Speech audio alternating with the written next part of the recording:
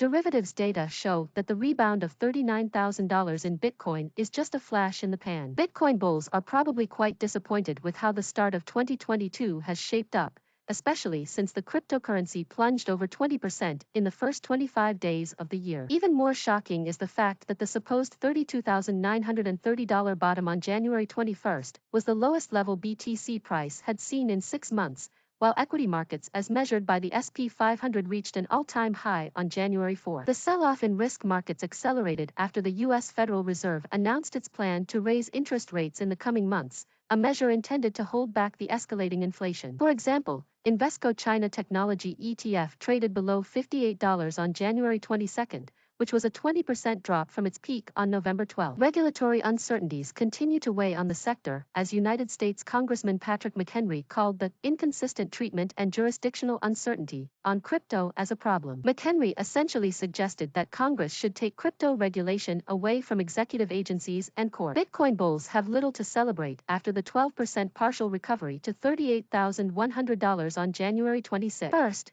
BTC price is down 35% over the past 2 months, and more importantly, if Bitcoin trades below $38,000 by the January 28 monthly options expiry, bears are set to profit by $350 million.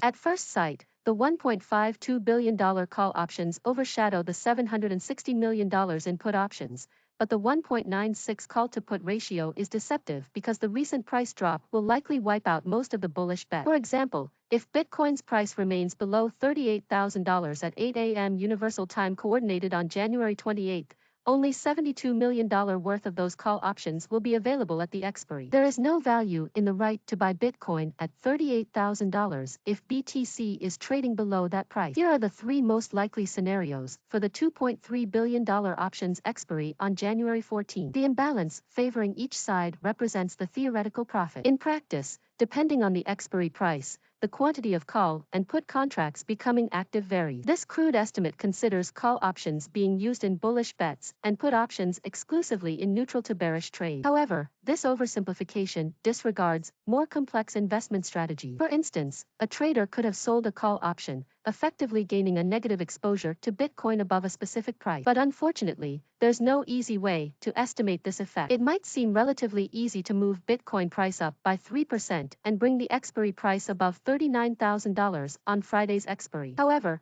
considering the negative news flow regarding regulation and monetary policy tightening, bulls will likely have a hard time pulling it off. Therefore, if the current short-term negative sentiment prevails, bears could easily pressure the price down 3% from the current $38,100 down to $36,900 and secure a $450 million profit. In short, bears completely dominate January 28 monthly options expiry, giving little hope for a $40,000 price recovery in the short term. The views and opinions expressed here are solely those of the author and do not necessarily reflect the views of Cointelegraph. Every investment and trading move involves risk. You should conduct your own research when making a decision.